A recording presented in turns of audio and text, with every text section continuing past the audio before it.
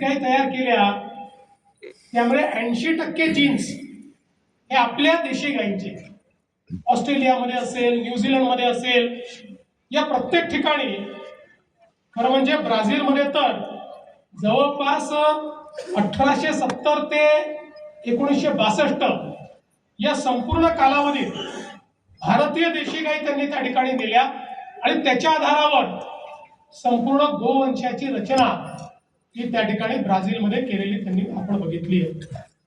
आणि म्हणून आज पुन्हा एकदा ज्यावेळेस समाजामध्ये एक मोठी जागृती तयार होते आणि आपल्याला हे महत्व समजतंय, आणि आता जसं मगाशी महिलांचा प्रश्न निर्माण झाला त्याचा तर विचार करावाच लागेल, पण आज सेक्स सॉर्टेड सिमेंटमुळे आपल्याला मोठ्या प्रमाणात चांगलं दूध देणाऱ्या आपल्या देशी गायी या तयार करता येतात.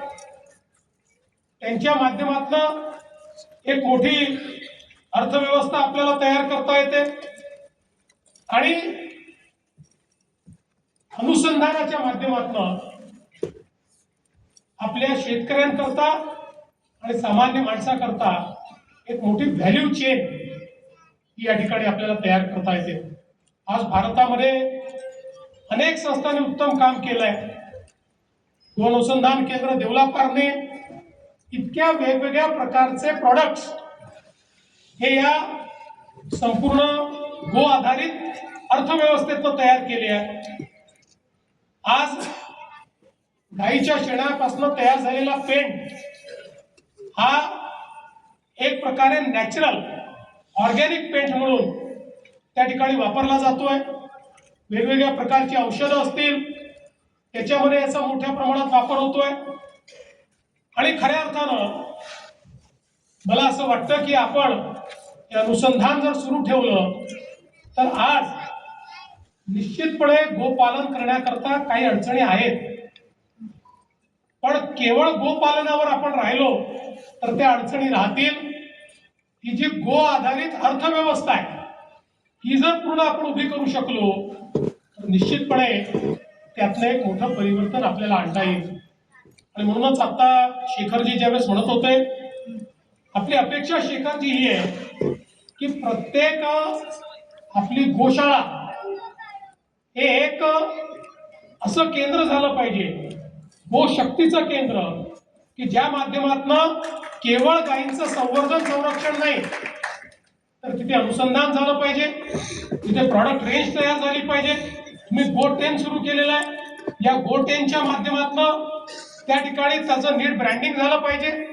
आणि मी तुम्हाला आश्वासित करतो, तुम्ही जर हे तयार केलं तर तुमच्या प्रॉडक्ट्सला विकण्याकरता वेगवेगळ्या ठिकाणी अगदी सवलतीच्या किंवा नाममात्र दरामध्ये तुम्हाला स्टॉक उपलब्ध करून देणं निश्चितपणे त्या ठिकाणी आपण करू. आज खरं तर मला या गोष्टीचा आनंद आहे की आपण खूप मोठ्या प्रमाणात या संपूर्ण महाराष्ट्रामध्ये जागृती करतात. आमचा जो शेतकरी आहे या शेतकऱ्यांसमोर अनेक संकट आहे. अल निनो सारखं संकट आपल्या समोर आहे, पण या सगळ्या संकटांमध्ये तुम्हाला विश्वासाने सांगतो, गो आधारित अर्थव्यवस्था जर आपण तयार केली तर अशी किती संकट आली तरी त्याचा सामना करण्याची ताकद ही आमच्या शेतकऱ्यांमध्ये त्या ठिकाणी आपण निर्माण करू शकतो. आणि म्हणून मी काही लांबलचक भाषण करणार नाही, तुम्हाला एवढंच सांगतो, महाराष्ट्राचं सरकार गोसेवा आयोगाच्या पाठीशी आणि गोपालकांच्या पाठीशी अत्यंत खंबीरपणे आहे. जे निर्णय आहेत ते निर्णय यापूर्वी घेतले आहेत, भविष्यातही आपण अनेक निर्णय घेणार आहोत की ज्या माध्यमातून गो आधारित अर्थव्यवस्था तयार करण्याकरता, त्याची व्हॅल्यू चेन तयार करण्याकरता मोठ्या प्रमाणात आपल्याला सगळ्यांना बळ मिळेल. आपण जे कार्य या ठिकाणी करतात त्या कार्याचा वेगाने विस्तार कसा करता येईल.